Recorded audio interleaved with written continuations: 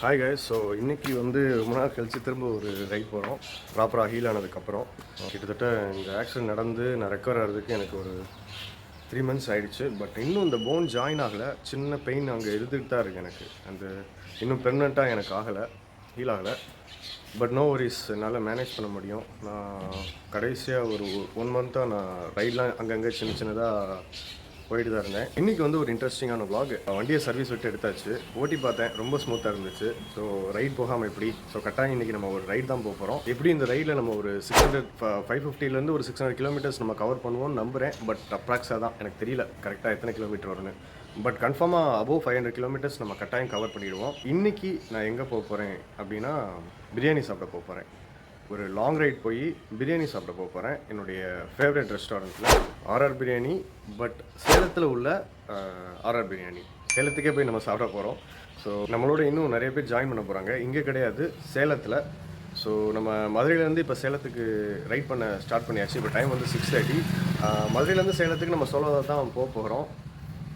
எல்லாமே பேக் பண்ணியாச்சு. சேலத்தில் தான் நம்மளோட ஃப்ரெண்ட்ஸ் ஒரு 2 பேர் ஜாயின் பண்ண போகிறாங்க நம்மளோட இந்த ரைடில். ஃபஸ்ட்டு நான் சேலம் போகிறேன். ஒருத்தரும் ஒரு அவங்களுடைய ஓன் வெஹிக்கிளில் அவங்க ஓனாக ரைட் பண்ணி வந்துட்டுருக்காங்க, சோலோ ரைட்.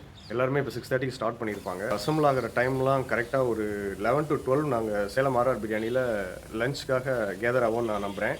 அது மட்டும் இல்லை, இன்னும் இந்த vlogல நிறைய இன்ட்ரெஸ்டிங்கான விஷயங்கள்லாம் இருக்குது. நான் அது எல்லாமே இப்போ ரைட் ஸ்டார்ட் பண்ணிவிட்டு உங்களுக்கு கண்டினியூ பண்ணுறேன். டைம் ஆகிடுச்சு.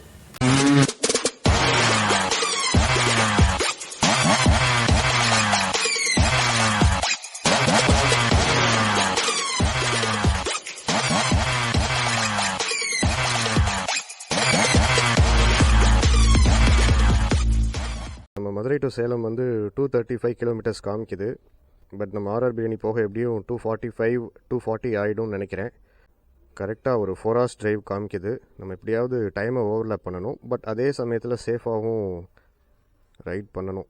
ஸோ இங்கேருந்து first Madurai to Dindigul to Vedasandur. முடிஞ்சளவு வேடசந்தூரில் ஒரு சின்ன பிரேக் எடுத்துகிட்டு, அதுக்கப்புறம் கரூர் இல்லைன்னா நாமக்கல், அங்கே எங்கேயாவது பிரேக் எடுத்துகிட்டு அதுக்கப்புறம் நம்ம சேலம் போய் ரீச் ஆகணும். பட் அதே டயத்தில் நம்ம ஃப்ரெண்ட்ஸ் எல்லாருமே வேறு இடத்துலேருந்து சேலமில் அசம்பிள் ஆக போகிறாங்க. ஒரு பையன் பெங்களூர்லேருந்து வரான், இன்னொரு பையன் கோயம்புத்தூர்லேருந்து வரான். எல்லாருக்கும் டிஸ்டன்ஸ் வேறு. ஸோ நான் கொஞ்சம் ஏர்லியராக கிளம்புறேன். நான் ஒரு 6:30 கிளம்புறேன். இப்போ என்னோட க்ளோஸ் ஃப்ரெண்ட் ரிச்வன் நீங்கள் பார்த்துருக்கீங்க ஆல்ரெடி. என்னோட vlogல அந்த பையன் வந்திருப்பான். ஸோ அந்த பையன் இப்போ பெங்களூர்லேருந்து கிளம்புறான். பெங்களூர்லேருந்து சேலமுக்கு வரான். அவன் எப்படியும் கரெக்டாக ஒரு 7:30 பெங்களூர்லேருந்து வெளியே வந்துடுவான். அப்புறம் இன்னொரு ஃப்ரெண்ட் கார்த்தி, ரொம்ப நாள் கழிச்சு நம்மளோட கார்த்தி இன்னைக்கு அசம்பிள் ஆகிறான். ஸோ அவன் இப்போ எங்கன்னா கோயம்புத்தூர்லேருந்து சேலம் வரான். எல்லாருக்கும் டிஸ்டன்ஸ் வேறு. ரைட் ஸ்டார்ட் ஆயாச்சு. ஓகே, ட்ரிப் 2 0 பண்ணியாச்சு. ஸோ அதனால் ரைடில் நம்ம எத்தனை கிலோமீட்டர் கிளியராக போக போகிறோன்றது கிளியராக நமக்கு ஒரு ஐடியா கிடச்சிடும். ஸோ எல்லோரும் ஒரு ஊர்லேருந்து நாங்கள் அசம்பிள் ஆக போகிறோம். சேலம் வர நாங்கள் எல்லாருமே சோலோ ரைட் தான் பண்ண போகிறோம். ஆஃப்டர் ஆக்சிடென்ட் இந்த க்ளவுஸை யூஸ் பண்ணுறதுக்கு ரொம்ப வித்தியாசமாக இருக்குது. நான் இங்கேருந்து திண்டுக்கல் தாண்டுற வர மேப் போட போகிறதில்ல. எனக்கு ரூட் தெரியும். அதுக்கு மேலேயும் ரூட் தேவைப்படாதுன்னு நினைக்கிறேன். ஓரளவுக்கு ரூட் தெரியும், ஏன்னா ஸ்ட்ரைட் ரூட்டாக தான் காமிச்சது மேப்பில். பட் மேபி திண்டுக்கலுக்கு மேலே எனக்கு மேப் தேவைப்பட்டுச்சுன்னா மேப் போட்டுட்டு போக போகிறேன். இப்போ ஏர்லி மார்னிங் டிரைவ் எவ்வளோ நாளாச்சு இந்த மாதிரி. ஃபஸ்ட்டு நம்ம வண்டிக்கு டேங்க் ஃபுல் பண்ணிடணும்.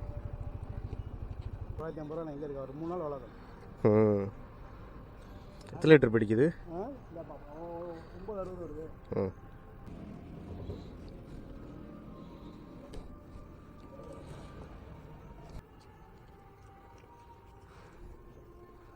ஸோ கரெக்டாக 1000 ரூபாய்க்கு பிடிச்சிருக்கு. 10 லிட்டர் பிடிச்சிருக்கு. ரைடில் சேஃபாக மட்டும் போகணும். ஒரு வழியாக மதுரை அவுட்ரு வந்தாச்சு. இப்போ சிட்டிக்குள்ளே இந்த க்ளவுஸ்லாம் போட்டுட்டு ஓட்டுறதுக்கே கை வலிக்குது. இன்னும் கை செட் ஆகலைன்னு நினைக்கிறேன். அவ்வளோ ஸ்ட்ரெயினாக இருக்குது. பட் ஆனால் ஹைவேஸில் ப்ராப்ளம் இல்லை, ஏன்னா நம்ம அடிக்கடி கியர் மாற்ற போகிறது இல்லை. மதுரையிலேருந்து மதுரை அவுட்ருக்கு வர்றதுக்கே 23 கிலோமீட்டர் ஆகிடுச்சு எனக்கு இந்த ஹைவேஸை தொடுறதுக்கு. இன்றைக்கி மார்னிங் ஒரு நல்ல ஃபீல் இருக்குது. என்னென்னா ஒரு 1000 கிலோமீட்டர்னாலும் ட்ராவல் பண்ண முடியும் இன்றைக்கி அப்படின்ற அளவுக்கு ஒரு நல்ல தாட். இன்றைக்கி எந்திரிச்சதுலேருந்து நல்ல ஒரு பாசிட்டிவ் வைப்பு. வியூ சூப்பராக இருக்குங்க. சன்ரைஸ் ஆக ஆக நம்ம ரைட் பண்ணுறது கோயம்புத்தூர் விளாக்கு அப்புறம் இப்போ தான் நான் அதை பண்ணுறேன். பட் என்ன இந்த தடவை எந்த ஸ்ட்ரெயினும் இல்லாமல் சோலோவாக ரைட் பண்ணுறேன். ஏன்னா இந்த வண்டி வந்து MT-15 வந்து சோலோ ரைடுக்கான வண்டி. நான் இந்த வண்டியில் இவ்வளோ நாள் நான் வந்து கப்புள் பில்லியனோட டிரைவ் பண்ணிகிட்டு இருந்தேன். அது எங்கள் 2 பேருக்குமே ரொம்ப கஷ்டமாக தான் இருந்தது. பட் மறக்காமல் என்னுடைய மணாலி விளாக் போய் பாருங்கள். ஸோ அப்போ தான் உங்களுக்கு நான் என்ன பேசுகிறேன்றது புரியும். மணாலி விளாகில் வந்து எனக்கு நடந்த ஆக்சிடெண்ட்லேருந்து நாங்கள் எல்லாருமே முடிவு பண்ணிட்டோம். ஓகே, எனக்கு என்னோடய பேஷன் பைக் ரைட் பண்ணணும். ஓகே, என்னோட ஆசை அது.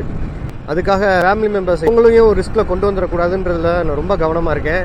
ஹைவேஸ் வண்டியை சர்வீஸ் விட்டதுக்கு அதுக்கும் அப்பா ஹைவேஸில் ஓட்டவே அப்படி இருக்குங்க. எவ்வளோ தூரமாக இருந்தாலும் பரவாயில்ல, பிரியாணி சாப்பிட்றதுக்காக இவ்வளோ தூரம் நம்ம ட்ராவல் பண்ணுறோம். ஸோ அது மட்டும் கிடையாது, சேலத்துலேருந்து அடுத்து நம்ம வேறு இடத்துக்கு வேறு நம்ம போக போகிறோம் சேலத்துலேருந்து. ஸோ vlog கண்டினியூவாக பாருங்கள்.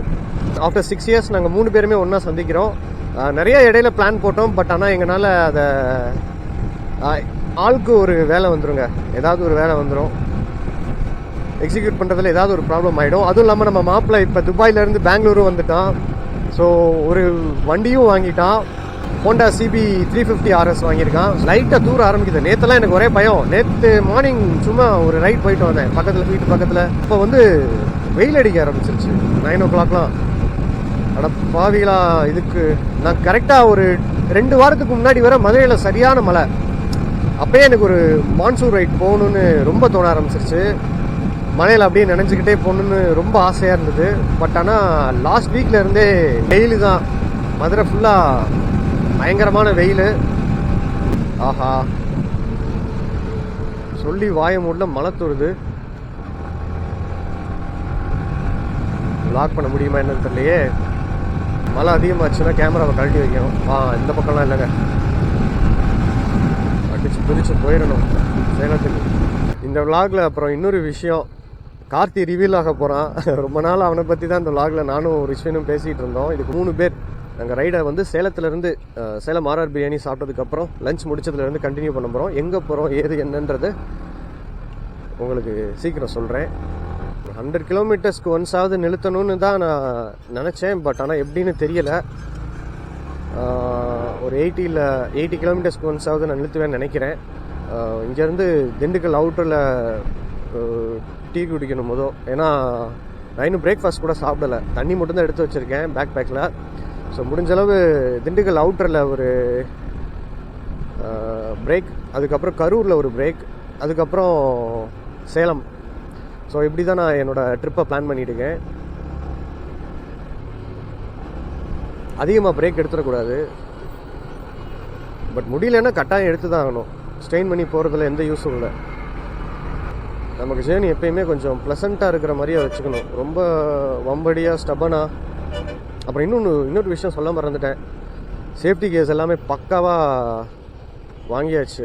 சேஃப்டி கேஸ் எல்லாமே இனிமேல் ரைடே பண்ணக்கூடாதுன்னு முடிவு எடுத்துட்டேன். ஒன்றும் இல்லைங்க, லாஸ்ட் டைம் எனக்கு நம்ம மணாலி விளாகில் ஆய்ந்த ஆக்சிடெண்ட்டில் எனக்கு இந்த எண்டில் நக்கிள் கார்டு இருந்தது. இல்லை நான் அந்த நேரம் ஏதாவது க்ளவுஸ் போட்டிருந்தேன் அப்படின்னா எனக்கு அந்த ஆக்சிடென்ட்டே இருக்காதுங்க.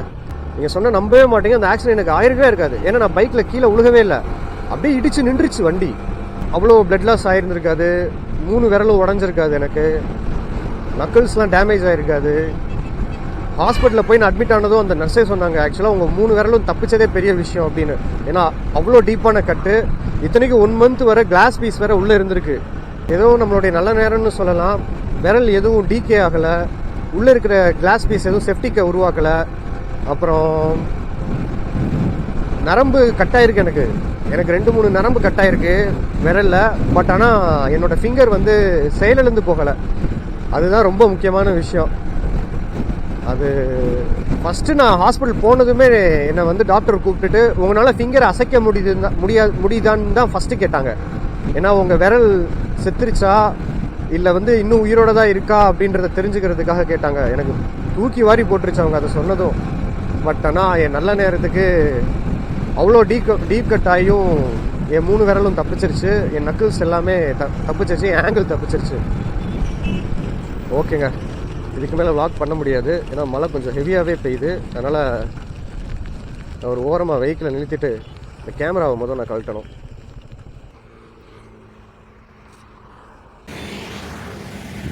மதுரையை தாண்டி ஒரு 40 கிலோமீட்டர்ஸ் ட்ராவல் பண்ணியிருப்பேன். அதுக்குள்ளேயும் மழை பெய்ய ஆரம்பிச்சிருச்சு. அப்புறம் மட்டும் கழட்டி வச்சுட்டு ரைடை ஸ்டார்ட் பண்ணிடுவேன்.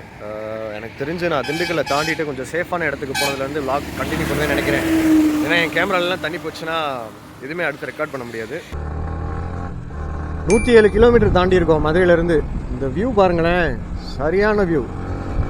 ரோடும் அவ்வளோ சூப்பராக இருந்தது.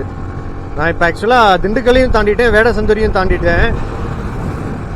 கரெக்டாக ஒரு 107 கிலோமீட்டர் தாண்டி போய்கிட்டு இருக்கு. எங்கேயும் நிறுத்தலை. என்ன காரணம்னா, நான் ஆக்சுவலாக பிளான் பண்ணது என்ன, 100 கிலோமீட்டர்ஸ்க்கு ஒன்ஸாவது நிறுத்தணும், இல்லை அட்லீஸ்ட் 80 கிலோமீட்டர்ஸ்க்கு ஒன்ஸாவது நிறுத்தணும்னு ட்ரை பண்ணணும்னு ரொம்ப நாளாக இருந்த ஆசையாக என்னன்னு தெரியல. எங்கேயும் நிறுத்தாமல் ட்ரை பண்ணணும்னு தோண ஆரம்பிச்சிருச்சு. அதனால நான் எங்கேயுமே நிறுத்தலை. ஓகே, அதே மைண்ட் செட்லேயே ஓட்டிடுவோம் அப்படின்னு ஓட்ட ஆரம்பிச்சிட்டேன். எதுவும் ஸ்ட்ரெயின்லாம் ஆகலை. கிளைமேட் வேறு சூப்பராக இருக்குங்க. பிரேக்ஃபாஸ்ட் சாப்பிடணும், எனக்கு ரொம்ப பசிக்க வேறு செய்யுது. ஏதாவது நல்ல ரெஸ்டாரண்ட் வந்துச்சுன்னா நிறுத்தி பிரேக்ஃபாஸ்ட் சாப்பிடணும். பாருங்களேன் இந்த மலையா.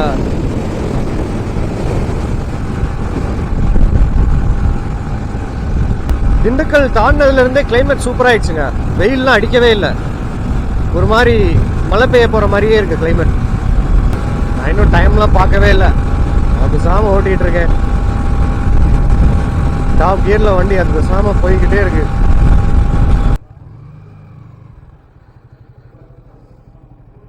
கரெக்டாக 125 கிலோமீட்ரு ரைட் பண்ணியிருக்கோம் நான் ஸ்டாப்பாக. ஓகே, ஸோ இப்போ நம்ம பிரேக்ஃபாஸ்ட் சாப்பிட வந்திருக்கோம். என்ன ஹோட்டல், பார்க்கிங் கொஞ்சம் சேஃபாக இருந்துச்சு, அதனால் நிறுத்தினேன். இல்லைன்னா நிறுத்திருக்க மாட்டேன். ஹோட்டல் பேர்லாம் தெரில. ஸோ இந்த பிரேக்ஃபாஸ்ட் சாப்பிட்டுட்டு இதுக்கப்புறம் தான் இது பண்ண ரைடை கண்டினியூ பண்ணணும்.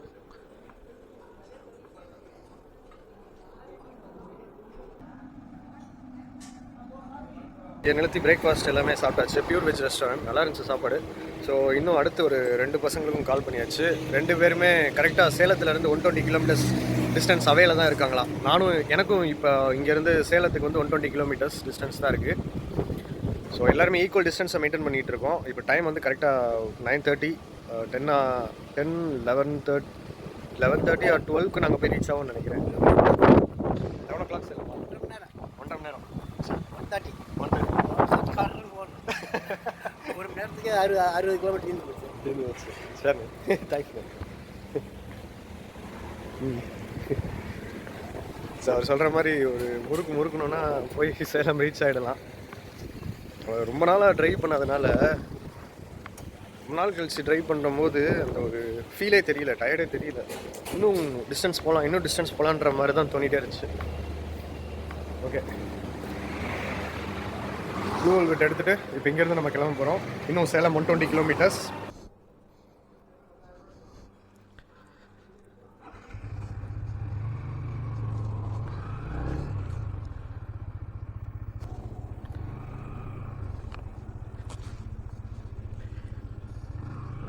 இங்கே இருந்தால ஒரு வாட்ச்மேன், அவர் நமக்கு பேக்கில் வேப்பிலையெல்லாம் வச்சு கொடுத்தாரு. பார்த்து போயிட்டு வாங்க தம்பி, இது ஒரு அம்மன், இது உங்களுக்கு துணையாக இருக்கும் அப்படின்னு சொல்லி. இன்னும் 120 கிலோமீட்டர் தான். அடிச்சு போனோன்னா ஒரு 1 hour 120 கிராஸ் பண்ணிவிடுவோம். எனக்கு என்ன நல்ல நேரமோ என்னன்னு தெரியல, இன்னைக்கு டயர்டாகலை. ரொம்ப எனக்கு ஆர்வம் தான் இருந்தது ரைட் பண்ண.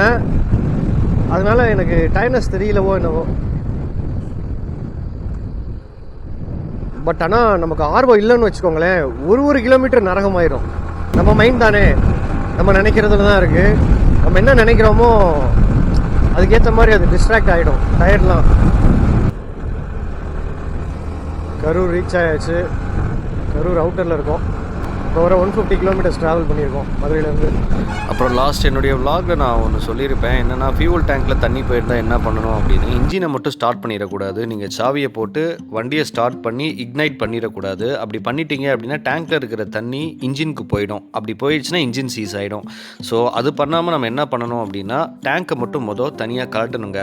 கழட்டிட்டு உள்ளே இருக்கிற ஃபியூவலை க்ளீனாக ட்ரை அவுட் பண்ணிவிட்டு, அப்புறம் நல்ல டேங்கை தொடச்சிட்டு நல்லா காய வச்சதுக்கப்புறம் புதுசாக உள்ள ஃபியூவலை மட்டும்தான் நம்ம உள்ளே போடணும். ஏன்னா ஆல்ரெடி நம்ம எடுத்து வச்சிருந்த ஃபியூவலை உள்ளே போட்டோம்னா அதில் இருக்கிற தண்ணி திரும்ப உள்ளே போயிடும். இந்த ப்ராப்ளம் எதனால் வருதுன்னா, உங்களுடைய டேங்க்கில் பெட்ரோல் நாசில் பக்கத்தில் வாட்டர் ஓவர்ஃப்ளோ நாசில் ஒன்று இருக்கும். அது வண்டி வருஷங்கள் ஆக ஆக ஒரு 3 வருஷம் 5 வருஷத்துக்கு அப்புறம் முக்கால்வாசியான மாடல்களில், இப்போ வர மாடல்களில் அந்த வாட்டர் ஓவர்ஃப்ளோ நாசில் வந்து துருப்பிடிச்சு அடைச்சிரும். ஸோ நீங்கள் கலட்டின டேங்க்கில் உள்ள அந்த அடைப்பை நீங்கள் எடுத்து விட்டாலே போதும். கம்பியை வச்சு குத்தியோ இல்லை ரஸ்டிங் ஸ்ப்ரே அடிச்சோ நீங்கள் அதை க்ளீன் பண்ணிட்டாலே போதும், உங்களுக்கு இந்த ப்ராப்ளம் சால்வ் ஆகிடும். திரும்ப உங்களுடைய டேங்க்கை உங்கள் பைக்லேயே இன்ஸ்டால் பண்ணி உங்களுடைய பைக்கை நீங்கள் நார்மல் கண்டிஷனுக்கு கொண்டு வர முடியும்.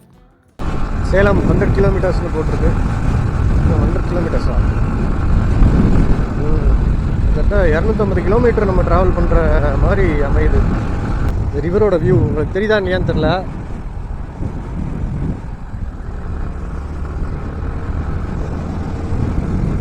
அவ்வளோ அழகாக இருக்குது இந்த இடம். இந்த பிரிட்ஜு, இந்த வியூ வாய்ப்பே இல்லை. நாமக்கல் நம்ம நெருங்கியாச்சு.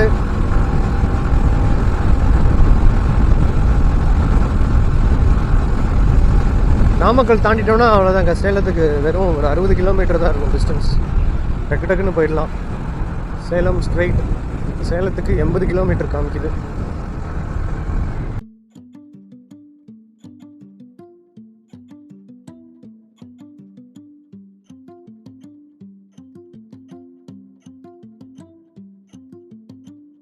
நாமக்கல் ரீச் ஆயாச்சு.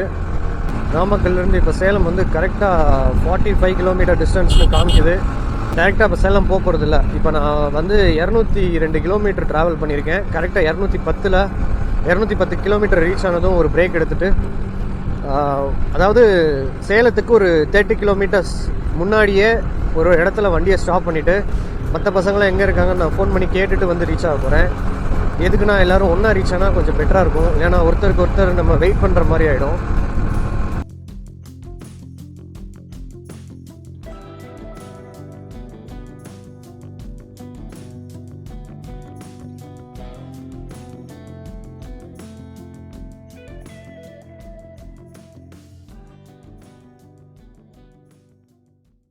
என்ன நிலவரம்னு பசங்கக்கிட்ட கேட்போம்.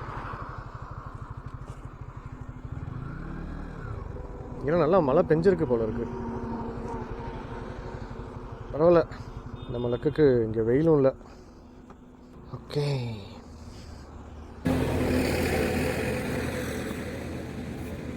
பிரேக் எடுக்க ஹைவேஸில் ஒரு இடத்துல நிறுத்திருக்கேன். ஸோ நம்ம 2 பசங்கள்கிட்டையும் கால் அடித்து கேட்டாச்சு. இப்போ ரிஷினு நானும் கிட்டத்தட்ட ஒரு 35 கிலோமீட்டர்ஸ் அவே, அதாவது சேலத்துக்கு அவுட்டரில் தான் இருக்கும். பட் கார்த்தி வந்து அவன் தான் எப்பயுமே சொதப்பலாச்சு. ஒரு 50 கிலோமீட்டர்ஸ் டிஸ்டன்ஸில் தூரத்தில் இருக்கான் சேலத்துக்கு. ஸோ நாங்கள் 3 பேரும் சேரக்கூடிய இடம் வந்து கரெக்டாக ஈவனாக மேட்ச் ஆகணும் டைமிங், இல்லைன்னா ஒருத்தருக்கு ஒருத்தர் வெயிட் பண்ணுற மாதிரி ஆகிடும். ஸோ அதனால் ரிச்சின் ஒரு சைடு அவுட்டர்லேயும் நான் ஒரு சைடு அவுட்டர்லேயும் நிறுத்தி கொஞ்சம் நேரம் ரெஸ்ட் எடுத்துகிட்டு அதுக்கப்புறம் கண்டினியூ பண்ணேன் எங்களுடைய ரைடை. வண்டி நான் சும்மா சொல்லக்கூடாது, நல்லா ரைட் பண்ண ரொம்ப நல்லாயிருக்கு. சோலோவாக ரைட் பண்ண நல்லாயிருக்கு. இவ்வளோ நாள் நான் பில்லியன் வச்சு நான் ரைட் பண்ணேன், பட் அப்போலாம் ரொம்ப டயர்டாக இருந்தது. இப்போ சோலோவாக ரைட் பண்ணும்போது தான் தெரியுது ஓரளவுக்கு ரிலாக்ஸாக. என்ன விஷயம்னா, இப்போ நான் மட்டும் ரைட் பண்ணும்போது எனக்கு இருக்கிற ஒரு சில தாட்ஸ் எல்லாமே வந்து நம்ம எப்படி போக போகிறோம், நம்ம எப்படி சேஃபாக போகணும் அப்படின்ற ஒரு சில தாட்ஸ் மட்டும் தான் இருக்கும். பட் ஆனால் நான் பில்லியனோட போகும்போது பின்னாடி உட்காந்துருக்கவங்க ப்ராப்பராக உட்காந்துருக்காங்களா, அவங்க ப்ராப்பராக ஹேண்டில் எல்லாம் பிடிச்சிருக்காங்களா, அவங்க சேஃபாக இருக்காங்களா, அவங்களுக்கு பசிக்குதா, இல்லை அவங்களுக்காக ரெஸ்ட் ரூம் எதுவும் நிறுத்தணுமா அப்படின்ற ஒரு தாட்லேயே ரொம்ப நம்ம கேர் எடுத்து போக வேண்டிய சூழல் அப்போ ஏற்படும். அதனாலே இன்னும் கொஞ்சம் அடிஷ்னலாக டயர்டாகும். பட் ரொம்ப நாள் கழித்து இப்போ நான் சோலோவாக ரைட் பண்ணும்போது அது இதெல்லாம் சொல்கிறதுக்கு வீட்டில் போய் என்ன பேச்சு வாங்க போகிறேன்னு தெரியல. உண்மையாக சொல்கிறேன், சோலோவாக ரைட் பண்ணும்போது பைக் ரைடை பொறுத்த வரையும் நல்லாயிருக்கு. இந்நேரம் நான் 100 கிலோமீட்டர்ஸ் நான் பில்லியனோட போயிருந்தேன் அப்படின்னா ஒரு 100 கிலோமீட்டர்ஸ் தாண்டும் போதே எனக்கு பாடி பெயின் வர ஆரம்பிச்சிருக்கும். இப்போ பரவாயில்ல, ஒரு 200 வரை தாக்கு பிடிச்சிருக்கு உடம்பு. அதுக்கப்புறம் லைட்டாக பெயின் வர ஆரம்பிச்சது. அதான் ஒரு ஓரமாக வண்டியை நிறுத்திட்டேன். இங்கே டீயும் இல்லையா, இந்த கடையில் டீ இல்லை. பட் அதுக்காக இன்னொரு கடையெல்லாம் போய் நான் தேட விரும்பல. நிறுத்திட்டேன் வண்டியை, தண்ணியை மட்டும் குடிச்சு பசங்க கொஞ்சம் நெருங்குற வரை வெயிட் பண்ணிவிட்டு அதுக்கப்புறம் இங்கேருந்து நான் ரைடை கண்டினியூ பண்ணோம். இப்போ டைம் வந்து 11. 11 மணி இப்போ தான் வெயிலோட தாக்கம் கொஞ்சம் கொஞ்சமாக கூட ஆரம்பிச்சிருக்கு.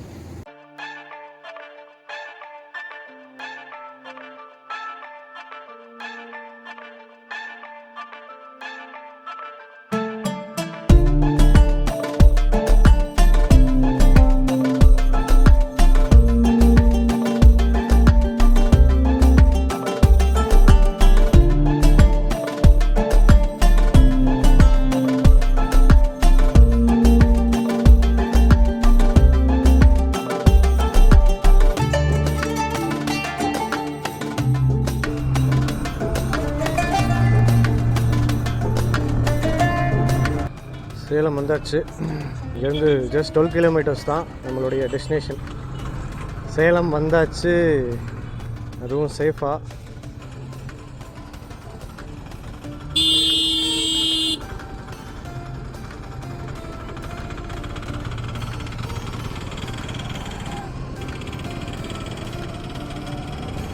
அப்படியே நடு ரோட்டில் போயிட்டு இருக்கும்போதே டபார்னு நிறுத்திடுறது.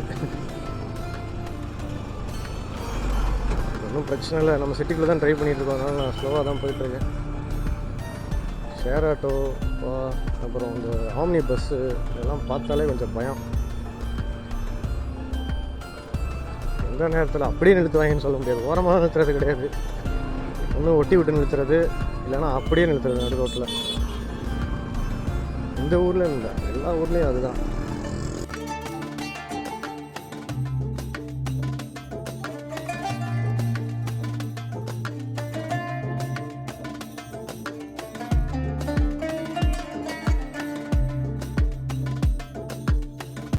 கோகுலே, நீ எதுவும் என்னை சுத்தவில்லையில, சுத்தலில் விட்டுறாத கோகுலே. உன்னை நம்பி தான் வந்துட்டுருக்கேன். வந்தெல்லாம் கூட்டு போய்கிட்டு இருக்க. நானும் நீ காமிச்ச வழியிலெல்லாம் நுழைஞ்சிட்ருக்கேன்.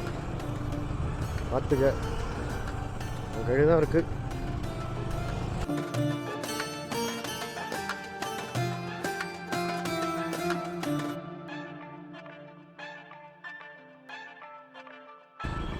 சேலத்தோட மேஜர் பஜாரே தான் போல இருக்கு. ஜோய் அலுகாஸ் அது இதுன்னு இருக்கு. இது எங்கடா? சேலம் ஆர்ஆர் பிரியாணி. இருக்குடா, வந்துருச்சுடா வந்துருச்சுடா வந்துருச்சுடா. சேலம் ஆர்ஆர் பிரியாணி ரீச் ஆகிட்டோம்.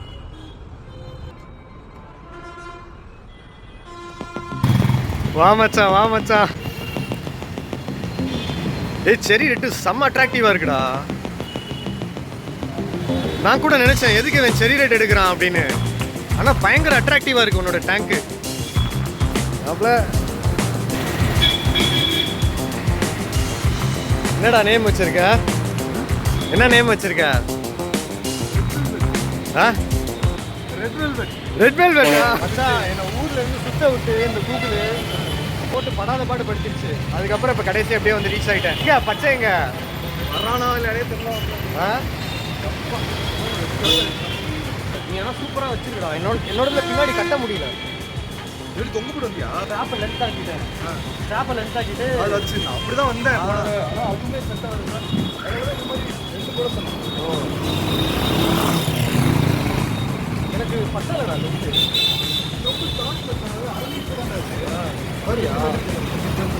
என்னோட ரொம்ப ஷார்ட்டாக இருக்குது. எனக்கு இது கரெக்டாக இருந்துச்சு. இந்த ரோப்பு இந்த ரோப்பில் தான் இருந்துச்சு. என்கிட்ட 2 ரோப் இருந்துச்சு. பட் ஆனால் என்னோட பேக் ரொம்ப பெருசு, அதனால் பின்னாடி வச்சு கட்ட முடியல. சரி, வந்தாச்சு. மாப்பிள்ள சொட்ட தெரியாம வயசு ஆகுதுறான். மச்சான் எப்பறம் கேமரா திருப்பிடுது? இருடா, பேக்ல இருந்து வாடா. Black pearl. என் பிளாக் பேர்ல் கப்பல் எங்க இருக்குன்னு சொல்லு. அந்த கப்பல் கவுந்துருச்சு. அந்த கப்பலுக்கு ஆயுசு கம்மி. கப்பல் இல்லாத கேப்டன் இருக்க முடியாது. வாடா வாடா வாடா வாடா. எல்லாமே பிளாக் பேர்ல் கப்பல்.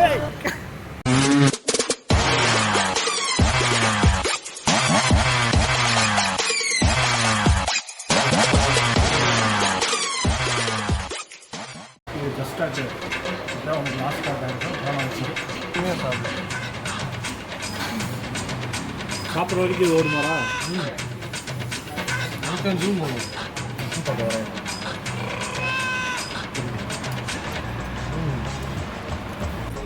வாயை மட்டும் கவர் பண்ணுறாங்க.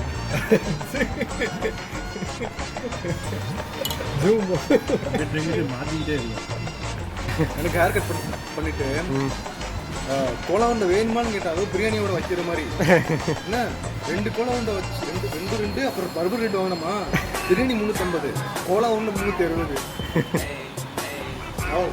பிரியாணியோட கோலா உண்டை ரேட் அதிகம். யூஸ் பண்ணதே இல்லை. ஆன்ல தான் ரெட் கலர் எப்படி ஆன் பண்ணுறது? நீ ஏன் சொன்னேன்னா எதையாவது ஆன் மட்டன் கூட ஆன் ஆயிருந்தா டே எதுவும் ஆன் பண்ணிடாத. ரெக்கார்ட் ஆகிடும். எதையாவது பிடிச்சி அமுக்கி விட்டு இது என்ன கொதி மாடு மாதிரி எதாவது லைட்டு பிடிச்சிட்டோட பின்னாடியே.